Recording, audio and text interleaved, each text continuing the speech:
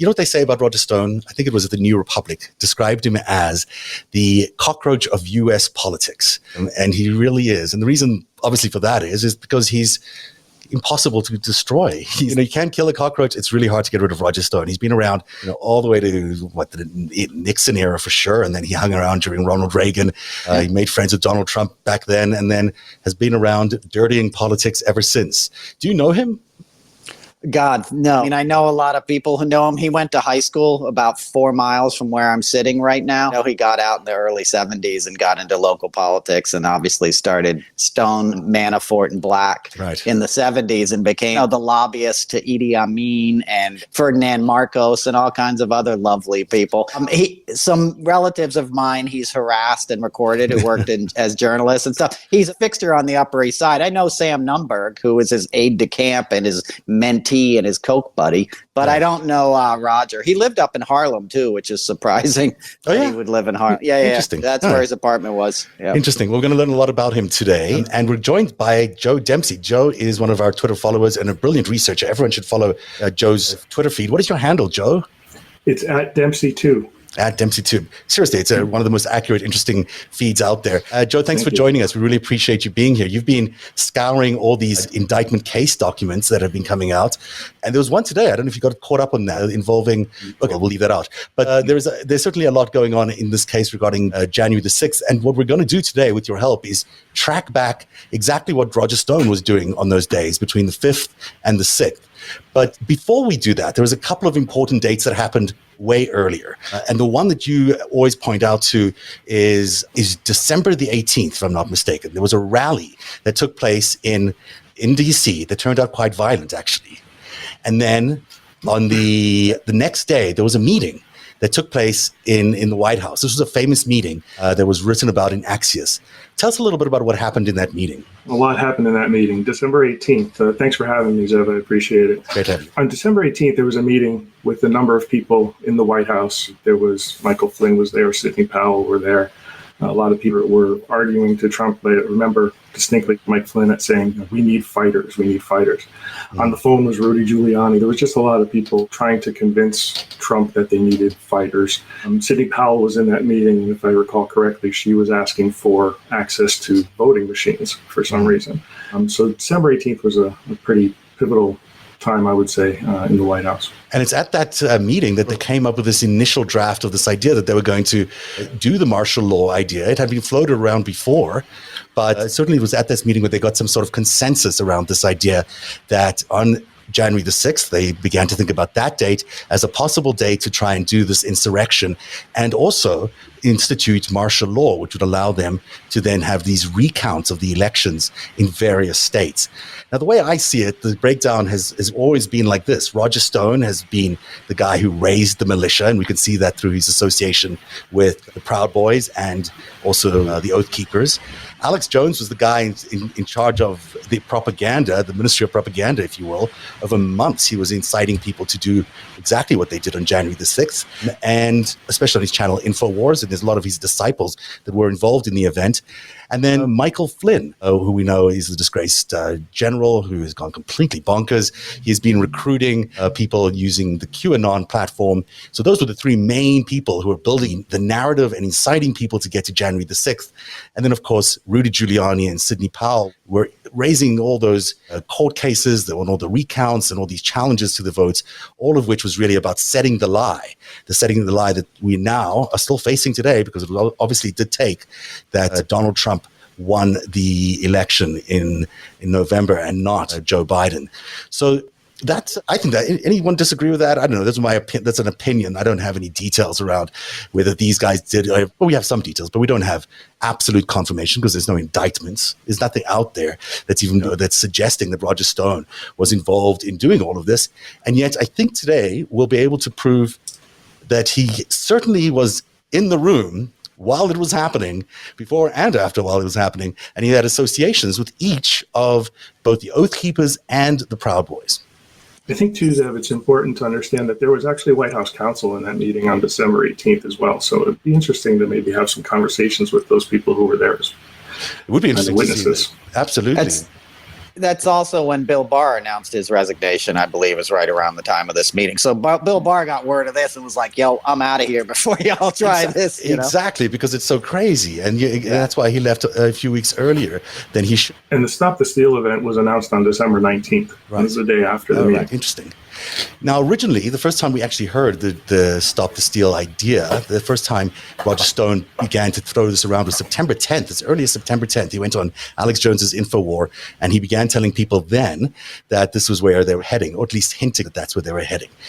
There are two big cases that are developing in the Department of Justice. There's a conspiracy case against the Oath Keepers and a conspiracy case against the Proud Boys. It seems to me that both of these are going to lead up to perhaps Roger Stone, because we can identify now that Roger Stone had involvement with both the Oath Keepers and the Proud Boys.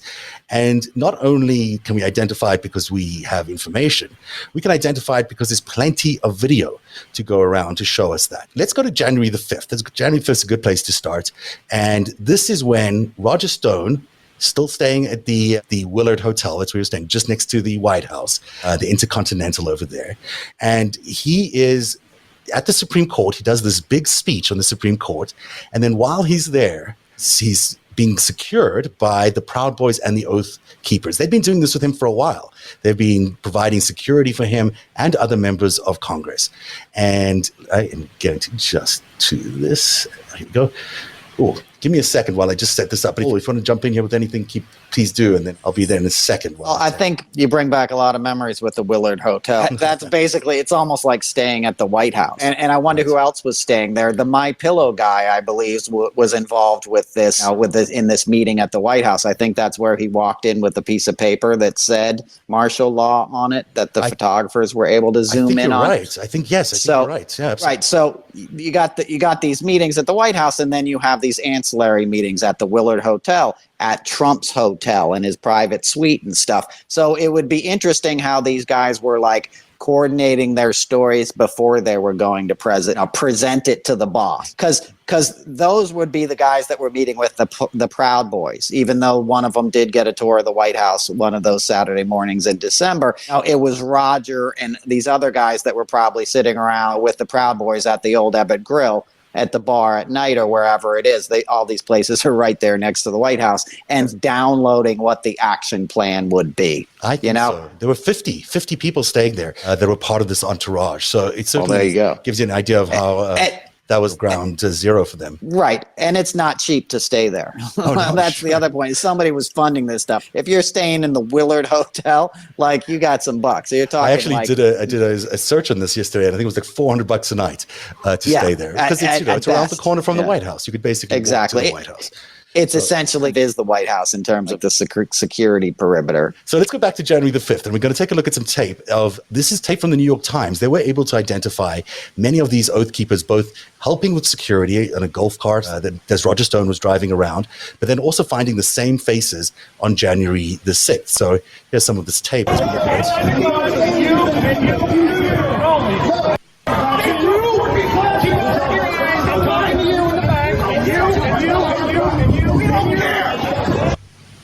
Now, the guy that I've cut out of frame there, number 3, his name is Robert Menudo. I'll tell you about him in a second. God bless you, Mr. Stone. God bless you, Mr. Stone. There you go. There's more Oath Keepers there. And pay attention to the guy at the very end there, in the back of that cart, because he's coming up as an important person in the next few minutes as we break down what happened on that day. Clearly, the Oath Keepers, who were providing security for Roger Stone on both the 5th and the 6th, on a couple of occasions, and we've shown you some evidence of the first one, were also involved in the insurrection. There's absolute videotape of this. But also, in 2 of their cases, if not more, you'll have to correct me, Joe, the Oath Keepers have been indicted. These particular Oath Keepers that were hanging around with Roger Stone, providing him security, they've been indicted. And one of them is Robert Menudo. The other one is Joshua James. Okay, sorry. Joshua James and Robert Menudo. So tell us about Robert Menudo first, and tell us about, he's been indicted as part of this conspiracy. And is there anything specifically notable about Robert Menudo as we put up his pictures? So I don't know anything specifically notable. I'm not an investigator. The first thing that I did was say, let me go to the indictments, because from the indictment perspective, that's what the government is telling you that they can prove. So it's not somebody's, take on it or somebody's opinion. It's literally what the government is telling you that they can prove. So in the first indictment, you can see some communications back and forth with folks, and some of the names are present in those communications. And then in superseding indictments that came later, so I think we're now on our fourth superseding indictment in this particular conspiracy case, there's a person 5.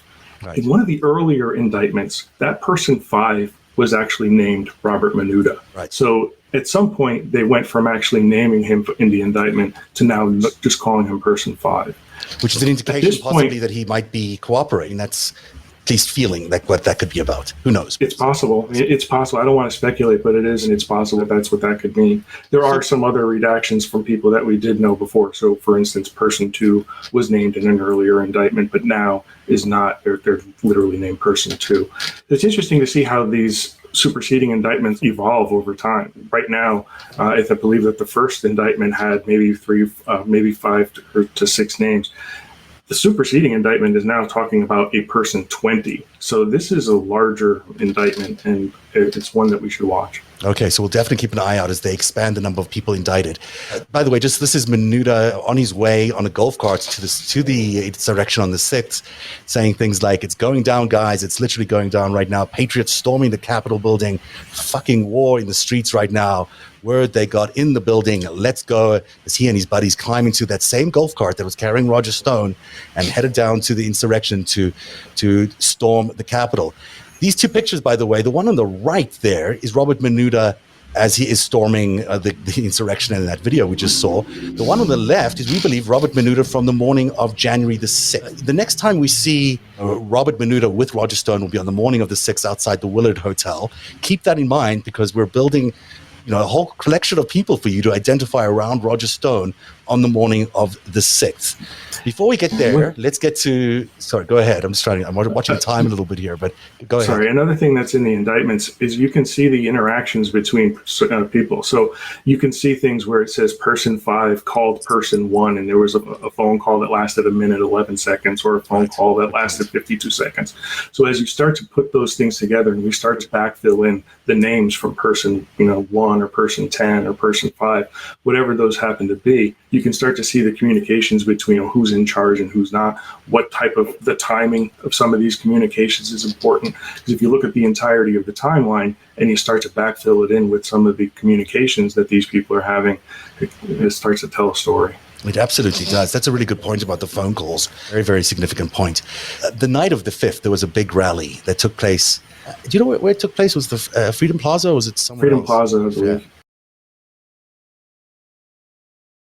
When Alex Jones was quite vehemently addressing the crowd and telling them that they were going to fight back for all the years that he'd been telling them that he was right and the globalists were wrong. It's on that night that the Proud Keepers the Proud Boys and the Oath Keepers got to meet each other, at least for sure. We know that they were all at that rally. And that's significant because up until now, what we've seen is different factions. We've seen the Proud Boys develop as their own indictment and the Oath Keepers develop as their own indictment. So the fact that they had an opportunity to meet on the night of the 5th is very significant. Yeah, I think it's what you're saying about the two separate indictments. It really is in two separate paths, if you will. You've got one side where you have that Oath Keepers and the guarding and all the different contacts that they've had. From the Proud Boys side, you can actually see the communications even further and what they actually did in terms of the timing of who went first and how it kicked off. There's footage of people going to some of the higher ups in the Proud Boys organization and whispering in their ear before things kicked off around 12:51. On January the 6th, right? On January the 6th, that's right. Yeah, look, there's definitely, it's interesting that we certainly see them separately for a long time, and we certainly see them around Roger Stone separately.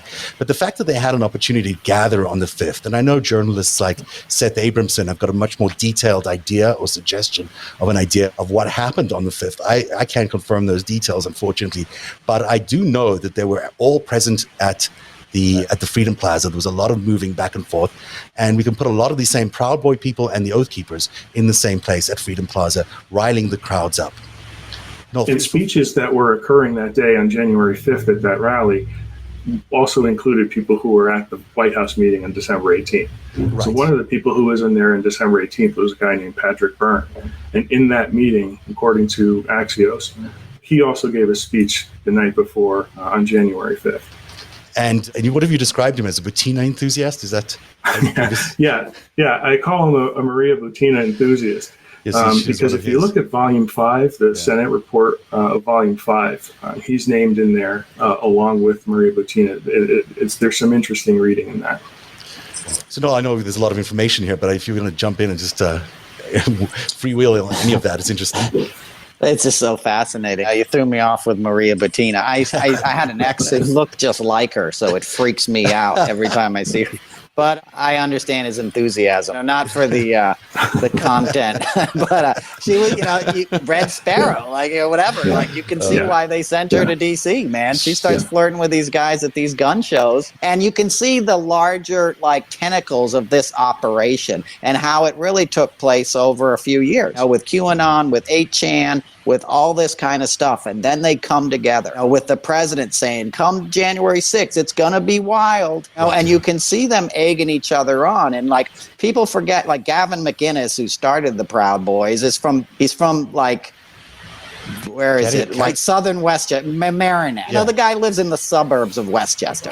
They're feeding this toxic masculinity. They have the T-shirts, we fight, we F, and we something else. So that video you showed shows that frat boy thing, that they were ginning up, and that stuff feeds on itself. These guys think they were heroes. They think they were patriots. And by having that meeting at the White House and then having people like Roger Stone and Mike Flynn, who was a general. So these guys feel like they're taking their orders. These guys that have this military cosplay baked into their whole thing there with their buddies now feel like they're taking orders. And that goes a long way to show why they did what they did on January 6th, because they thought they were doing the right thing.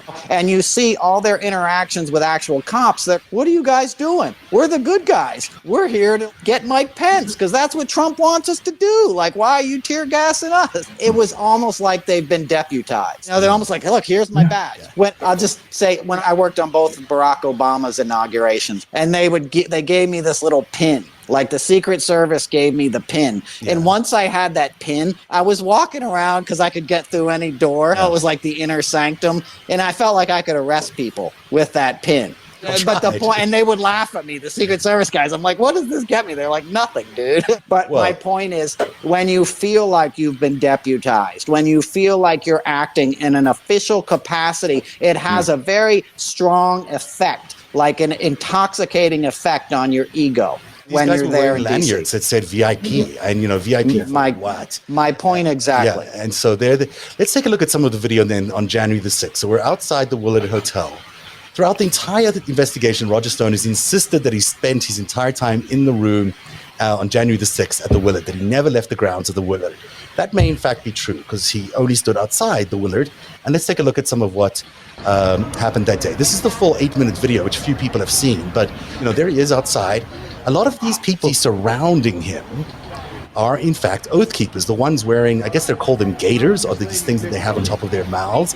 They're called gaiters. Like that guy right behind him there, who you'll see in a second, is one of the oath keepers. He's in a flannel shirt, I guess, and a cap. And this whole crowd around him is all oath keepers. Even though they don't all look like they're oath keepers, they are oath keepers. Later on in this video, we also see Rudy Giuliani exiting the same hotel. So Rudy was staying at that hotel too. Appreciate you. It's interesting. Conversation between Rudy and Roger would have happened that day. Good. It's interesting to see because people are taking selfies, right? They're trying to get their picture taken with Roger Stone, and that's great. Somebody says to come back and say, hey, can I get a picture? Because I had my mask on in the first one, and I would like one without my mask on. So then the camera kind of turns, and just as the camera turns, you can actually see Rudy going into and being escorted into a black SUV. Yeah, so I don't know if he was staying there or if he was staying at the Trump Hotel, but he was at the Willard in the morning. I think he was staying there. Wouldn't be surprised me. There's a lot of people. 50 people is what we understand stayed at that hotel before. I'll go full screen as well on this because it might be more easy to identify for people. It shouldn't restart, but it might. There you go. So there are people taking lots of pictures. When you see Rudy, let us know because it's interesting to see as they step out. So again, looking for the people wearing the flannel shirt, cap, the gaiters. Those are all people who are believed to be Oath Keepers, and we can identify one or two of them, and we'll do so in a second. But the point is that certainly that morning, the Proud Boys and the Oath Keepers were at least suspected of being at the Willard. Certainly the Oath Keepers were all there, as were many of the officials, including Rudy Giuliani and Roger Stone. This glad handing goes on for a while, so I'll just show you quickly.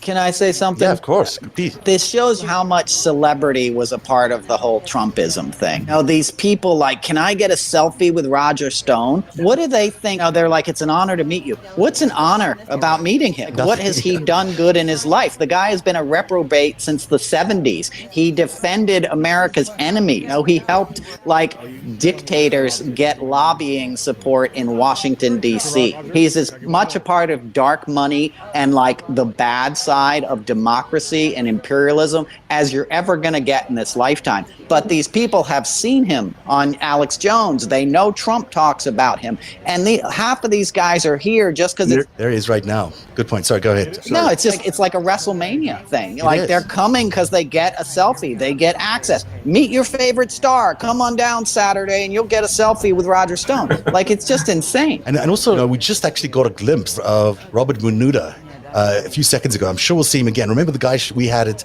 on January the 6th hurling all those abuses at the police at the insurrection? We just saw him a second ago. So I think when they turn the camera to the left, you'll see him again. And then if you look at the little behind there, can you see that woman with the blonde hair? That just behind there, can you see her? She is the Manhattan Madam.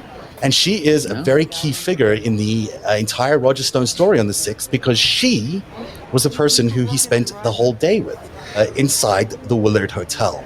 And we'll tell you how we know that in just a second, but it's not really thought about.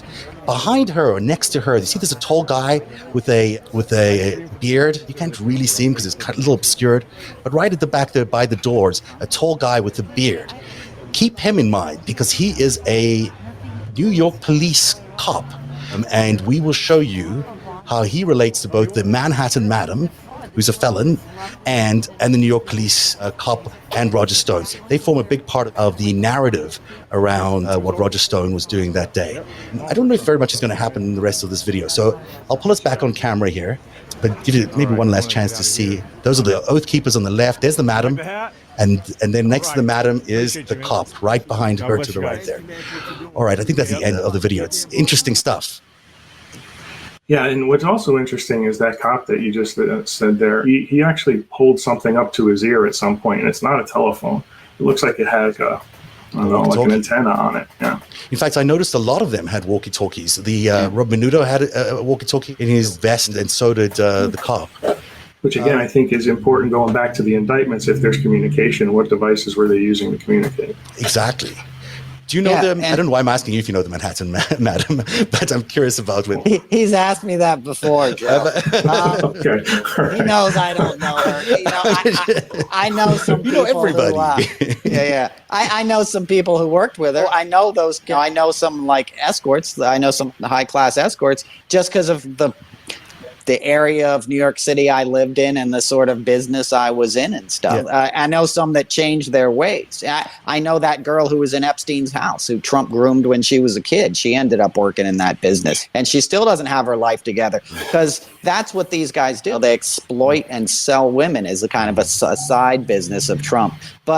And NYPD was around for a lot of that stuff too, so it doesn't surprise me that they're down there. Giuliani and Bernie Kerik, that's about as corrupted a law enforcement duo as this country's ever seen. And all these men are still walking free. Back to the earlier point about, I don't want to get back into Merrick Garland, but what better time to really figure out what's going on here for the country, And you know what, too, one other thing that's important is, remember when Ghislaine Maxwell got arrested? Audrey Strauss was right there pointing her finger at a poster. I don't understand why the DOJ can't do something like that.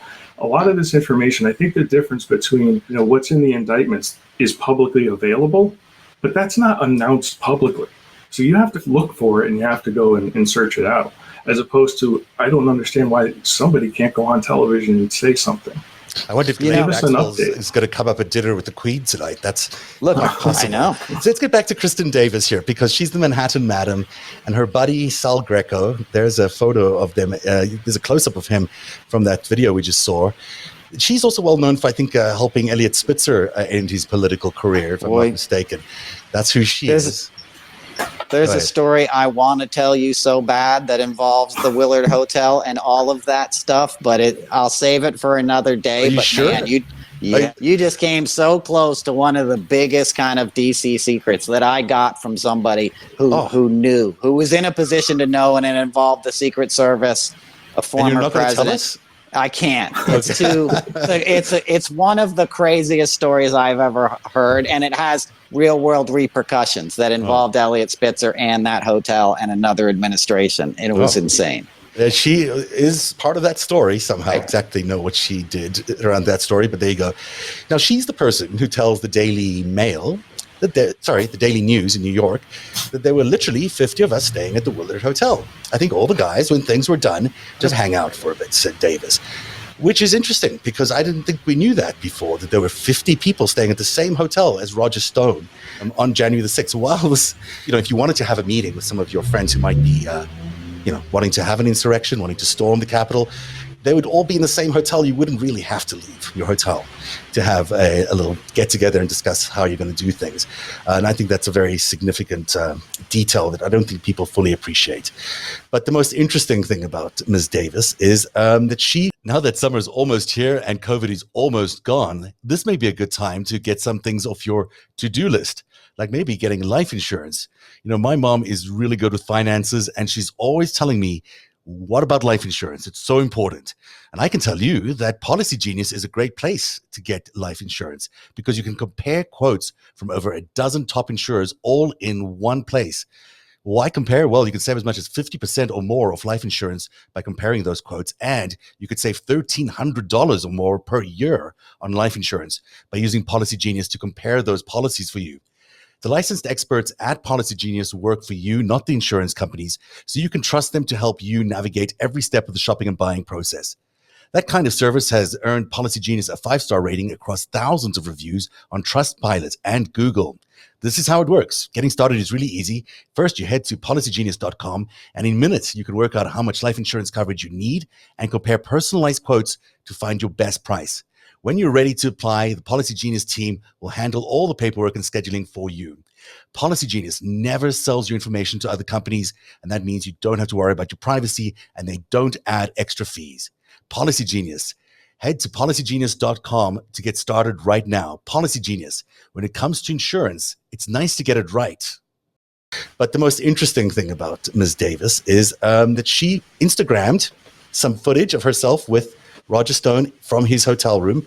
Mostly, I believe, is some sort of cover, but it's damn good video. So here's Kristen Davis live from the Roger Stone suite at the Willard Hotel. Here we are in Roger Stone's suite, watching the situation on the Capitol unfold. We are safe and sound. Is that your opinion? Because there was this story. You mean that's your opinion? There was a story that said that the DOD rather, the Department of Safe and sound. We are in Roger Stone's suite, watching the situation on the Capitol unfold. We are safe and sound. Is that your opinion? Because there was this story. You mean that's your opinion? There was a story that said that the DOD rather, the Department of Safe and sound, just safe and sound. I don't know. It's mind-boggling. I'm noticing the open beer bottle. I'm thinking about, how does Roger Stone have a suite at the Willard Hotel when he was begging his followers for money for his legal defense? The guy had just gotten pardoned. Like, he said he couldn't afford any of his places after the legal case. Like, again,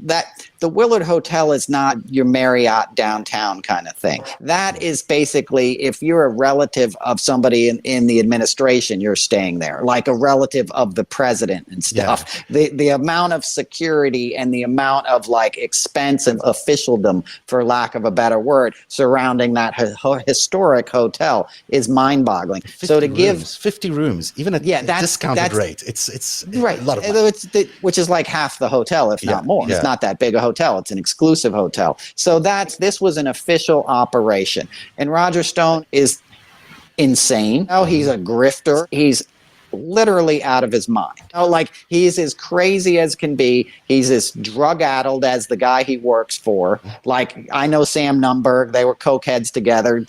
He and Roger and Sam are the guys that came up with the build the wall thing. And that was in a coke-fueled session when Trump was forgetting to be racist at his early rallies. Like, he was just forgetting to rail against, like, immigration and the Mexicans. So they're like, let's give him a talking point so he remembers. Right. And that's where build a wall came from. Like, those guys snorting.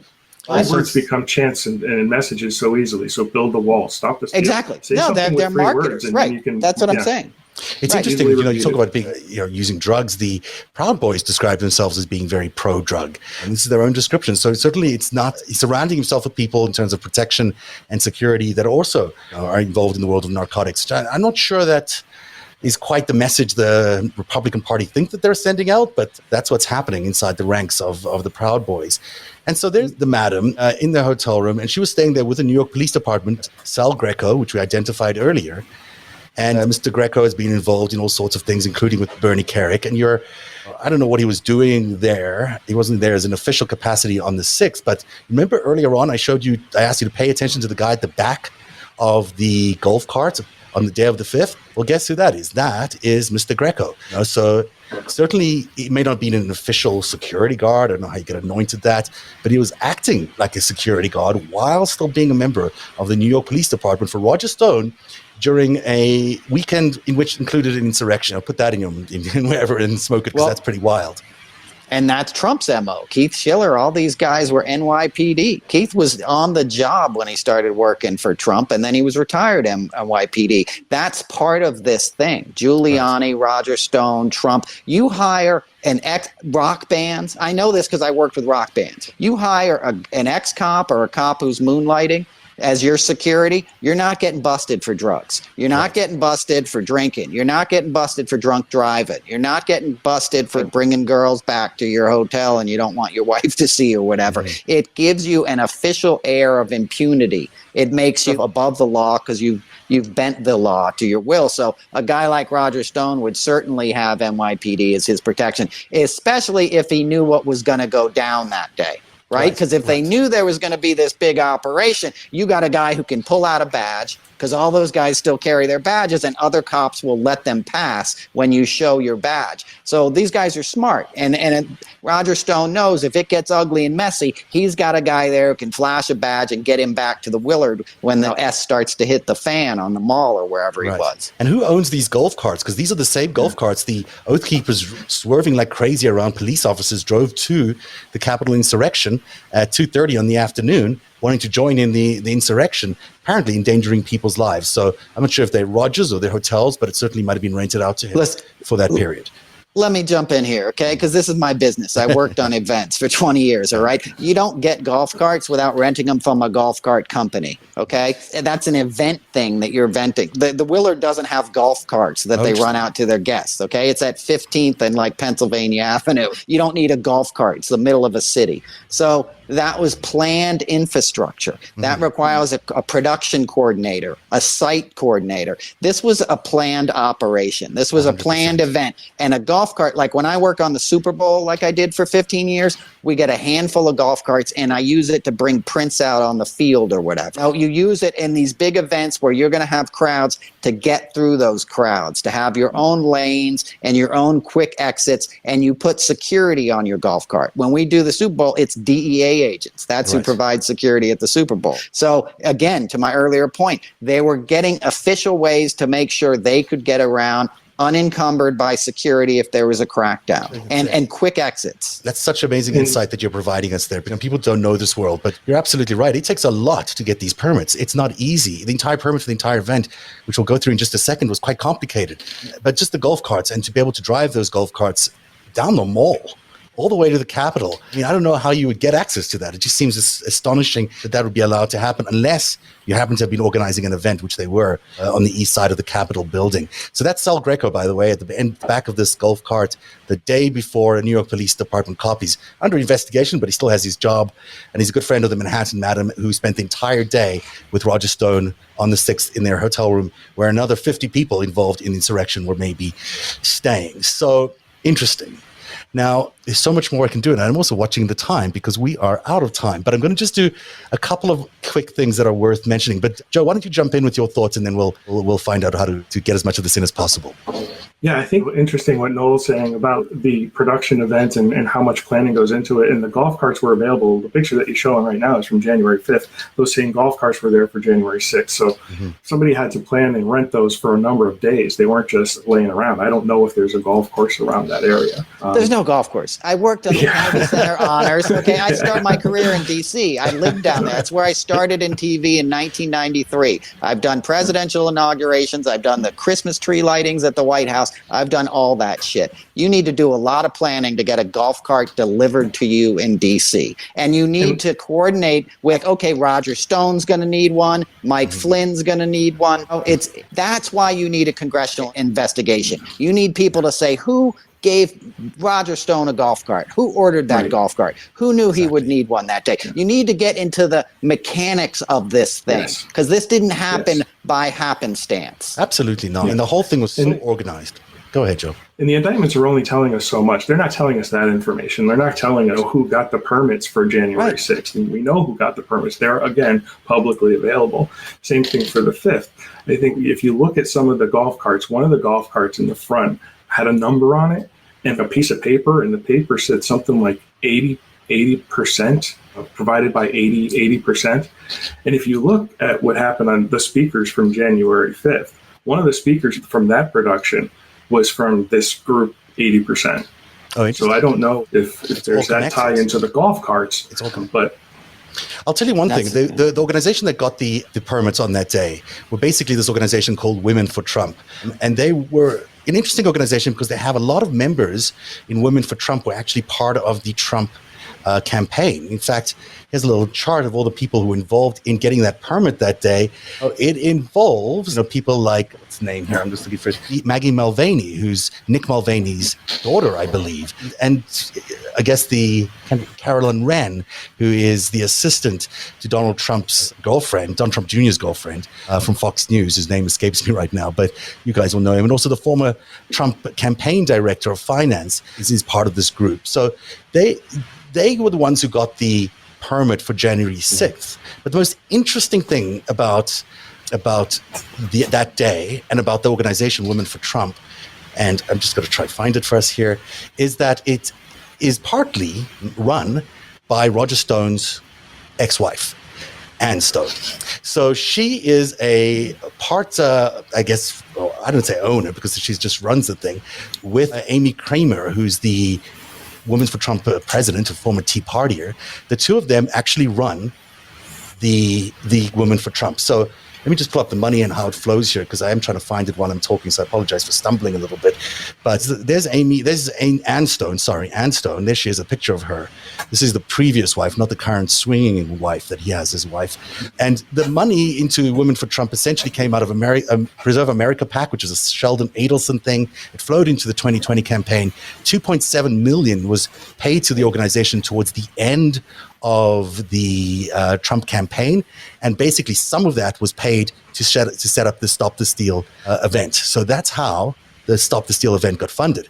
But it's interesting that there again is Roger Stone's kin. It just doesn't stop. It doesn't stop. Another connection with Roger Stone. In fact, the more you look at the events of January the 6th, Roger Stone is in the middle of all of that. He's connected to Donald Trump, obviously. He's connected to Women for Trump through Ann Stone. He's connected to InfoWars because he was an InfoWars contributor for a long time and knows Alex Jones really well. We just showed you how he's connected to the Oath Keepers and the Proud Boys. And also, interestingly, when you do a big search and big analysis around Q, the one word that comes out the most when you do a social media analysis around Q is the word Roger. So every single of the main components of January the 6th, the people who came together to overthrow the government of the United States, are somehow connected to Roger Stone. And as of today, there's no indictments, there's no investigation into any of this regarding Roger Stone in particular that we know of. That we know of. Right. Yeah, that we know of. Can I make one more point and I'll shut up for the show? Please. Also, in concerning that Roger Stone, it was Roger Stone who had the guy who the internet guy that he then gave to the 8chan guys, the dudes that hosted the whole QAnon conspiracy. And this guy had the power to elevate a site. He could take any tweet, anybody's Twitter handle, and make it the most popular Twitter handle on Twitter. That was Roger Stone's guy. He gave him to this Ron dude, whose father and son that were running the 8chan site over in the Philippines. Roger Stone gave him this guy, and that's what gave QAnon such a big platform. Let's not forget WikiLeaks. Let's not forget that he was also WikiLeaks. The contact to WikiLeaks was Roger Stone. He's not just an accidental player in any of the Trump presidency. He's an active participant, if not the key organizer of so much of the events. Yeah, of the last 30 years, if you really want to look at it. But certainly in terms of Trumpism, that's what I said. From build the wall to stop the steal. That's all Roger Stone. That's what he does. He's the man in the shadows, except this time he's a Batman villain and he doesn't want to be in the shadows. He wants to be dancing with his Nixon tattoo on his back and hanging out with the Manhattan Madam in his suite. And that's why he was pardoned. He had a role. Right. Trump pardoned him so he could do what he did on January 5th and 6th. In fact, that's a very good point to underline. His pardon comes in at like December 25th or thereabouts, just in time for him to do the Stop the Steal event. It's not coincidental, obviously. In fact, after he was pardoned, he phoned Donald Trump, and they had a very big conversation how they need to mobilize against the fact that the election was stolen from Donald Trump. So it was almost like marching orders for them to go. Hey, speaking of having to go, we have taken everyone's time for way too long this evening. Joe, thank you so much for joining us. Tell us again, Joe Dempsey, how they can find you on Twitter. I'm at Dempsey2. Okay. DEMPSEYTWO. Must follow feed. It's really always a lot of interesting information. Noel Casler can be found on the Noel Casler podcast, available wherever you get your podcast. And it's also a must listen to. Really, really great stuff from Noel. It drops what day of the week? It drops on Monday. And folks can check out the Narativ podcast. If you weren't watching this or you found it interesting, tell your friends about it. Actually, we've discussed a lot tonight. Listen to it again. Good point. Yeah, please. If you actually, I always forget to say this, but for those viewers who like the show, but also watch the podcast or listen to the podcast as an audio feed and a video podcast, please go to your podcast player and subscribe and download those things, because that really helps in the numbers that we get. So we'll appreciate all of that. We appreciate your viewing tonight, as we always do on Narativ. We'll be back on Friday with the after show. Thanks for watching Countdown Tuesdays. Good night, everybody.